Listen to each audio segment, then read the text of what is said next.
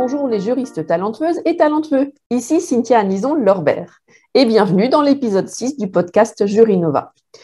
Nous abordons aujourd'hui le sujet relatif au CV et la synthèse de son parcours. Comment synthétiser ses nombreuses missions ou années d'expérience dans un CV ?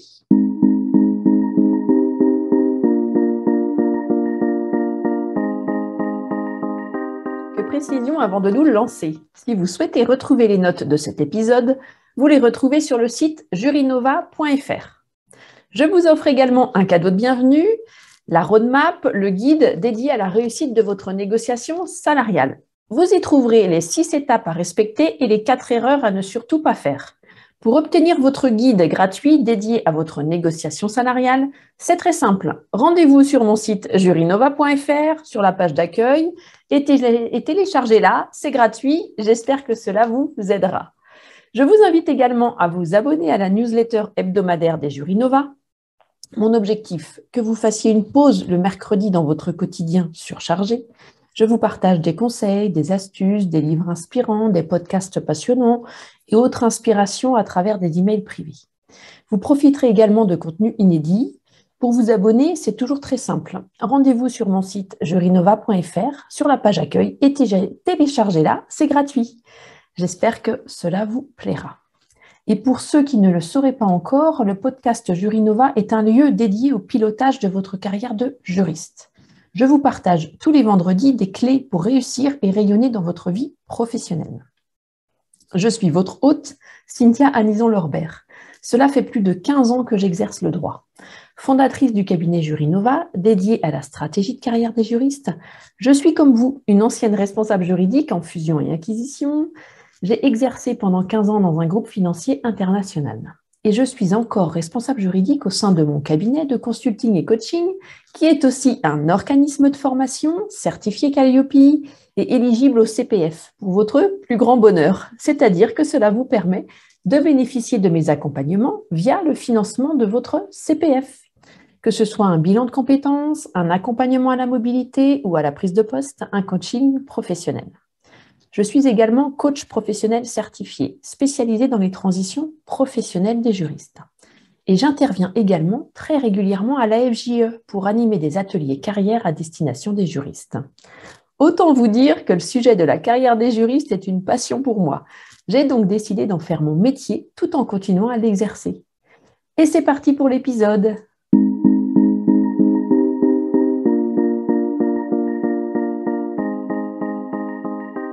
La période de recherche d'un emploi rime avec changement.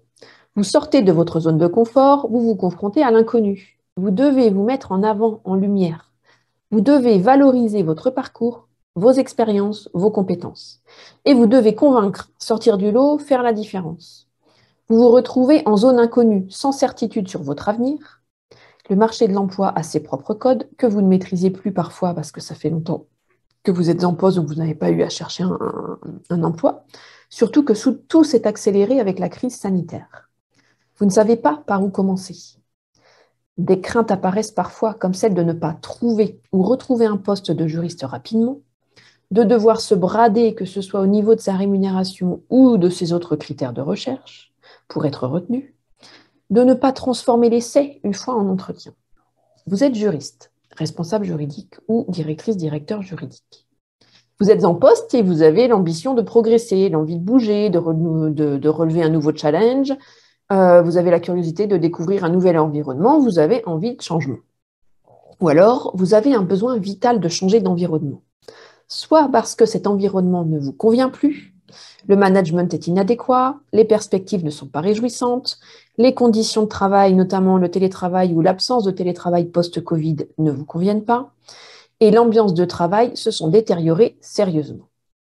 Ou encore, vous souhaitez évoluer car vous avez vécu une expérience difficile, peut-être un burn-out, une maladie, de la surcharge de travail lourde, un état d'épuisement, une absence de mise à disposition des moyens techniques et digitaux nécessaires à l'exercice de votre métier, un manque d'effectifs en termes humains pour faire face au nombre de dossiers et des compétences absentes compte tenu de la complexité des nouvelles missions ou dossiers à traiter, ou tout simplement vous vous ennuyez. Ou encore, vous avez démissionné ou mis fin à votre période d'essai. Vous êtes en arrêt maladie pour vous protéger et vous reconstruire. Vous avez bénéficié d'une rupture conventionnelle. Votre contrat ou votre mission de management de transition touche à sa fin, ou vous avez été licencié. Est-ce que vous vous retrouvez dans ces situations? Est-ce que vous vous reconnaissez? Ou peut-être que vous connaissez une personne dans votre entourage qui est dans cette situation. N'hésitez pas à lui partager ce podcast afin qu'elle puisse se rassurer sur les difficultés traversées et le fait qu'il y a des moyens de rebondir pour s'épanouir dans un autre environnement, un autre emploi. J'ai noté que les juristes qui se lancent dans une recherche d'emploi et que j'accompagne dans le cadre de l'accompagnement individuel mobilité ou de l'accompagnement collectif l'Académie des Jurinova rencontrent des difficultés majeures. Ces difficultés lors de la recherche d'emploi les conduisent souvent à se remettre en cause. Ces personnes se sentent parfois un peu dépassées ou dépourvues de méthodes et de techniques pour structurer leur recherche afin qu'elles soient efficaces et qu'elles leur permettent de décrocher un nouvel emploi qui réponde à leurs critères de recherche, leurs besoins et leurs valeurs, sans s'épuiser et sans gaspiller leur temps. Mon objectif ici est de vous partager l'une de ces difficultés majeures afin que vous puissiez reprendre confiance en vous, en vos idées et en vos méthodes, afin de mettre en œuvre une recherche d'emploi efficace. Et j'espère que cela vous permettra de retrouver votre motivation à donner une nouvelle orientation à votre carrière en cherchant un nouveau job pour décrocher votre futur poste, qui vous permettra d'atteindre l'équilibre de vie qui vous correspond et de donner le sens qui vous convient à votre carrière, tout en étant épanoui dans un environnement respectueux de vos valeurs. Nous commençons. Alors, nous allons nous intéresser à l'une de ces difficultés majeures, comment synthétiser ces nombreuses missions ou années d'expérience dans un CV, dans un CV d'une page, voire 2 pages. Première difficulté. Vous n'arrivez pas à synthétiser votre parcours sur 1 page ou 2 pages dans votre CV. Je vous partage aujourd'hui la dernière question posée par l'une des directrices juridiques que j'accompagne actuellement pour trouver son prochain poste. Comment synthétiser mes 20 années d'expérience et de mission dans mon CV pour faire la différence, sans rien omettre, sans rien oublier? Est-ce une question que vous vous posez également? Cela fait peut-être écho en vous. Cela paraît simple quand nous n'y sommes pas confrontés au quotidien. Et pourtant, je me souviens qu'à titre personnel, après quasiment 10 années dans le même poste, sans avoir eu à refaire un CV, j'étais rouillée.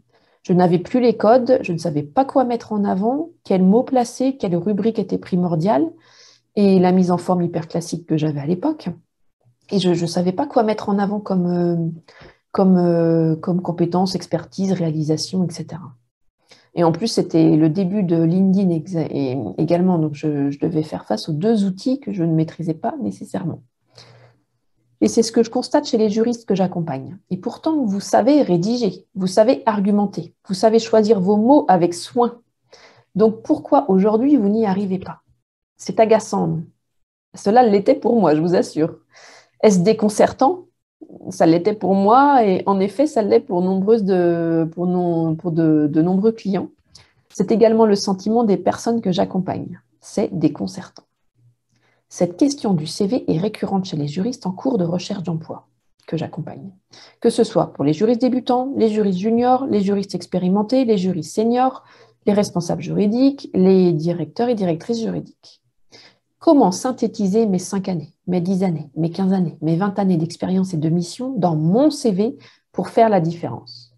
Nous nous posons tous ces questions lors d'une recherche d'emploi. Quoi retenir? Quelle information est pertinente? Quelle information est à privilégier? Comment je le rédige? En effet, il est important de rédiger un CV précis et clair afin qu'il soit impactant et percutant. Il est important de cibler les informations pertinentes pour soi et pour l'entreprise ciblée. J'observe souvent que les candidats essaient de mettre un maximum d'informations pour retracer tout leur parcours, y compris les stages parfois, ou des expériences très courtes dans des environnements ou secteurs dans lesquels ils ne souhaitent plus exercer. Il est important de sélectionner quelles informations faire figurer. Pourquoi? Afin de transmettre un message cohérent et clair sur votre objectif professionnel. Quel est votre objectif professionnel? L'emploi, le poste à décrocher. Comment les identifier, ces informations, me demandez-vous très souvent en séance? Pour cela, il s'agit de se reporter à sa phase préparatoire et d'anticipation de son projet de recherche d'emploi, de son projet professionnel, de son projet d'orientation. oups, bien souvent, vous avez fait l'impasse sur cette phase. Cette phase de préparation et d'anticipation pour vous permettre de définir votre projet professionnel est essentielle. C'est ce dont nous discutons dans le podcast numéro 3, consacré aux 2 erreurs fréquentes commises lors d'une recherche d'emploi. La phase de préparation et d'anticipation est primordiale. Pourquoi, me demandez-vous? Afin d'être clair sur ce que vous voulez, ce dont vous avez besoin et ce à quoi vous êtes capable de faire face, d'absorber, en termes de rythme, de charge de travail, d'équipe à manager, de mission, de perspective, etc. Et également être clair sur ce que vous ne voulez plus. À partir de vos propres expériences, vous allez déterminer ce que vous ne voulez plus dans cette phase de préparation et d'anticipation de votre projet professionnel. Il s'agit donc de définir un projet professionnel clair, précis, réalisable et fiable. L'élaboration d'un projet professionnel clair et précis passe par une phase d'introspection, au cours de laquelle vous retracez tout votre parcours professionnel. Vous actez le poste et les missions, ce que vous avez aimé et ce que vous n'appréciez pas, ce que vous en retirez comme enseignement et comme axe d'amélioration également. Grâce à cet exercice au cours duquel vous dressez votre bio, vous identifiez toutes vos compétences, vos aptitudes, vos talents, vos forces, et ce que vous appréciez et ce que vous ne voulez plus exercer ou vivre. Grâce également à l'élaboration de votre portefeuille ou portfolio de compétences, vous pouvez cibler les compétences que vous souhaitez encore utiliser au quotidien et développer ou acquérir. Cela vous permet de délimiter le périmètre des missions dont vous souhaitez avoir la charge. Votre projet professionnel est défini, clair sur le plan des missions et des compétences que vous souhaitez mobiliser. Il reste tous les critères de choix et de recherche à définir. Cela fera l'objet d'un autre podcast, d'accord? Parce que c'est un sujet extrêmement vaste. Donc, toute la notion de critères de choix et de recherche vient par la suite, ainsi que la notion de ciblage. Une fois vos compétences et missions identifiées, celles que vous souhaitez exercer dans votre futur poste, vous mettez à jour votre CV en axant vos éléments d'information sur ces éléments, bien entendu, les éléments que vous maîtrisez et que vous mettez en avant, vos compétences, vos réalisations, vos missions. Cela vous permet d'avoir un CV qui délivre un message clair. Je suis doté de telles compétences, telle expertise, telle réalisation, j'ai exercé telle mission et aujourd'hui je souhaite mettre ces compétences et ces expertises au service de votre société, de vos services, de vos activités, de votre développement. Cet exercice qui semble simple, décrit de la sorte, ça paraît extrêmement simple, vous permet de cibler les éléments essentiels de votre carrière qui vont servir votre projet professionnel. Et vous devez y consacrer plusieurs heures de travail. Vous le travaillez un moment, vous laissez quelques heures passer, voire une nuit, et vous retravaillez le sujet. Un projet professionnel se travaille sur plusieurs semaines. D'où l'intérêt d'avoir des bilans de compétences pour cela, ou un accompagnement à la mobilité. D'accord ? Vous allez pouvoir, dans ce cas-là, grâce à ce travail, écarter certaines expériences qui ne sont pas pertinentes ou en lien avec votre plan de carrière, votre projet professionnel, l'objectif que vous vous êtes fixé à titre professionnel. Donc, dans ce cas-là, vous écartez certaines expériences, certaines compétences que vous ne voulez plus exercer. Vous ne mettez pas en avant certaines missions que vous ne souhaitez plus remplir, bien entendu. De plus, vous allez identifier au cours de cet exercice des compétences et des missions récurrentes que vous pourrez regrouper ensemble pour alléger votre CV. Vous n'allez pas écrire 3 fois la même chose si vous avez réalisé la même mission sur 3 postes différents. Okay ? Donc, dans ce cas-là, on en arrive au type de CV. Comment vous allez présenter votre CV? Vous avez alors le choix entre 3 types de CV. Vous avez le CV chronologique, premièrement, donc le CV chronologique, deuxièmement, le CV par expérience ou compétence, troisièmement, le CV mixte. Donc, au niveau du premier type de CV, le CV chronologique, c'est le classique. Si toutes vos expériences ont un intérêt dans le cadre de votre projet professionnel, vous dressez un CV chronologique. Et vous commencez par la dernière expérience et puis vous descendez vers la plus ancienne. Sinon, deuxièmement, vous passez par le CV par expérience ou compétence, dès lors que vous avez des missions qui sont récurrentes d'un poste à l'autre. D'accord ?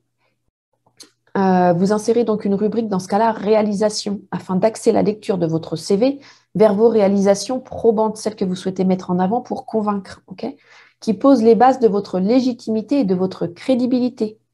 Puisque c'est ce que vous savez faire, vous avez déjà eu des résultats, d'accord ? Vous avez apporté des solutions et vous avez eu les résultats. Donc, vous les mettez en avant par vos réalisations probantes. Mettez des chiffres, budget, nombre de personnes managées, nombre de dossiers, les montants des contentieux, si vous avez géré des contentieux. Donc, vraiment, mettez des chiffres à ce niveau-là. Donc, je vous disais que le fait d'insérer une rubrique réalisation afin d'axer la lecture de votre CV vers vos réalisations probantes, cela va vous permettre de poser les bases de votre légitimité et de votre crédibilité à postuler sur ce type de poste. Et de plus, cela va orienter votre interlocuteur vers ses propres besoins. D'accord? Et lui, il a des besoins en ce moment, il cherche des solutions, il veut atteindre des résultats. Et donc, cela va orienter votre interlocuteur vers ses propres besoins et les solutions que vous pouvez, vous, d'ores et déjà apporter, compte tenu de votre profil, de tout ce que vous avez déjà réalisé, des résultats que vous avez atteints. D'accord? Je pense notamment à la digitalisation.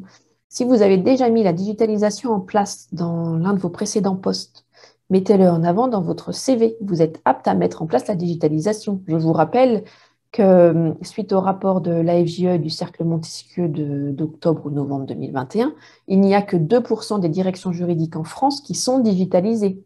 Donc, le défi majeur des directions juridiques pour les 10 années à venir, c'est de digitaliser leur activité juridique. Si vous l'avez déjà fait, cela vous représente un avantage concurrentiel que vous devez mettre en avant. D'accord ? Le CV mixte, où dans celui-ci, vous faites apparaître la liste des entreprises de manière chronologique et succincte, avec le titre, puis vous complétez des rubriques relatives aux expertises et réalisations. Donc, vous avez une courte liste des entreprises avec votre titre et les années, et à côté, vous avez quand même vos rubriques expertise et réalisation. Alors, quoi dire de ces 3 types de CV? Donc, le CV chronologique est l'un des plus simples à réaliser. Le CV par expérience a l'avantage de permettre de synthétiser une carrière longue ou une carrière avec des trous, si cela vous gêne. Le CV mixte permet de répondre aux carrières longues tout en démontrant la cohérence de votre parcours, si cela est important pour vous et les sociétés dans lesquelles vous postulez. Donc, si ce sont des sociétés qui n'aiment pas les trous dans les CV, par exemple, eh bien, vous pouvez passer par le CV mixte pour démontrer justement que vous avez une suite logique de postes. Le constat dans ce cas-là est éclairant. Vous devez commencer par retracer votre parcours pour identifier vos compétences et celles que vous souhaitez continuer à exercer, et celles auxquelles vous avez déjà renoncé ou celles auxquelles vous souhaitez renoncer. C'est ce que nous faisons lors de l'accompagnement individuel mobilité ou lors de l'accompagnement collectif, l'Académie des jurys Nova. Le résultat à cette absence de travail préparatoire est un manque d'impact de votre CV, car il ne délivre pas un message clair sur votre projet professionnel et les prestations de services que vous souhaitez mettre à disposition, les solutions que vous apportez concrètement. Souvent, vous ne recevez pas de réponse à vos candidatures, ou alors vous êtes contacté pour des postes en inadéquation avec votre profil et votre projet professionnel. Et dans ce cas-là, il vous arrive de remettre en cause la qualité du travail d'analyse du recruteur. En conclusion à cette première difficulté, vous arriverez à synthétiser les éléments essentiels de votre parcours dans votre CV pour proposer un CV précis et pertinent qui doit constituer votre offre de service à destination de l'entreprise que vous souhaitez rejoindre. Voyez ce CV, cette offre de service, comme les solutions que vous apportez aux besoins et aux enjeux de l'entreprise que vous souhaitez rejoindre. C'est le premier paradigme que vous devez changer et adopter pour faire face à cette première difficulté. Vous mettez à disposition votre offre de service, vos compétences à destination de l'entreprise cible. Il vous appartient de définir clairement le périmètre de votre offre de service, de vos compétences, de vos expertises que vous souhaitez encore exercer. C'est à vous de jouer maintenant. Vous pouvez réaliser votre CV en commençant par votre projet professionnel.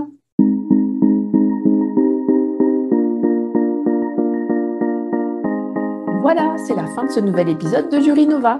Un grand merci à tous d'avoir écouté l'épisode jusqu'ici. J'espère que le format vous a plu. Si oui, dites-le moi avec 5 étoiles, même un petit commentaire sur l'appli Apple Podcast ou Spotify. Cela ne vous prendra que quelques instants et 1000 merci. C'est vraiment précieux pour moi. Cela m'aide à faire connaître le podcast Jury Nova. Si les commentaires, ce n'est pas votre truc, ce n'est pas grave. Il y a d'autres moyens de m'aider. Vous pouvez tout simplement en parler autour de vous. Vous prenez 2-3 amis, 2-3 collègues et puis diffusez-leur le podcast. Moi, ça m'aide énormément. Et qui sait, cela les aidera peut-être aussi. En tout cas, je l'espère. Quoi qu'il en soit, merci pour votre temps. N'hésitez pas à m'indiquer aussi les sujets qui vous intéressent, si vous avez envie que j'aborde certaines thématiques au micro du podcast. Écrivez-moi sur LinkedIn ou Instagram en messagerie privée. Vous me retrouvez sur LinkedIn, donc sous mon profil Cynthia Anison-Lorbert, sous Instagram sous l'identifiant @Jurinova Consulting tout attaché, et sur YouTube sous l'identifiant @Jurinova. Enfin, j'ai plaisir à vous partager tous les vendredis dans Jurinova Podcast un sujet différent, en lien avec votre carrière, votre développement professionnel, vos ambitions professionnelles, votre projet professionnel, votre évolution professionnelle, votre recherche d'emploi, votre prise de poste, votre équilibre de vie, le sens donné à votre vocation et votre carrière. Autant de sujets auxquels nous sommes tous confrontés pendant notre carrière et que personne ne nous apprend à résoudre. Ma mission est de vous aider à définir votre projet professionnel. Je vous partage des tips pour créer votre stratégie de carrière qui vous correspond, vous ressemble, vous comble afin de retrouver sens et équilibre dans votre vie de tous les jours. J'espère réussir à vous transmettre un maximum de clés que j'ai moi-même découvert, testé, eu du mal à comprendre, à appliquer parfois, remis en cause d'autres fois, pour finalement en acquérir et en appliquer un certain nombre dans mon quotidien. Et je vous les partage pour faire évoluer votre vie professionnelle, pour essayer de construire une carrière qui vous ressemble et vous comble, qui vous permette de remettre du sens là où il y a parfois beaucoup de doutes et de confusion, et qui vous permette de créer un équilibre de vie qui vous respecte et qui respecte vos valeurs et vos besoins en termes de rythme de vie, notamment là où il y a du surmenage, un manque de priorisation, un manque de connaissance de vous-même, un manque de confiance en vous et d'estime de vous-même, un manque d'identification de vos besoins et de vos valeurs. Que vous soyez ultra motivé pour évoluer, bouger, ou que vous viviez la confusion, les doutes, la lassitude, l'ennui, le burn-out, l'absence de perspective, l'impression de vous enfermer, la peur de vous épuiser aussi, et d'autres situations plus ou moins complexes et difficiles, j'espère que ces partages vous permettront de sortir de ces questionnements pour prendre la bonne orientation. Nous nous retrouvons la semaine prochaine pour un nouvel épisode. Bon week-end à tous, les juristes talentueuses et les juristes talentueux. Prenez soin de vous. Bye bye.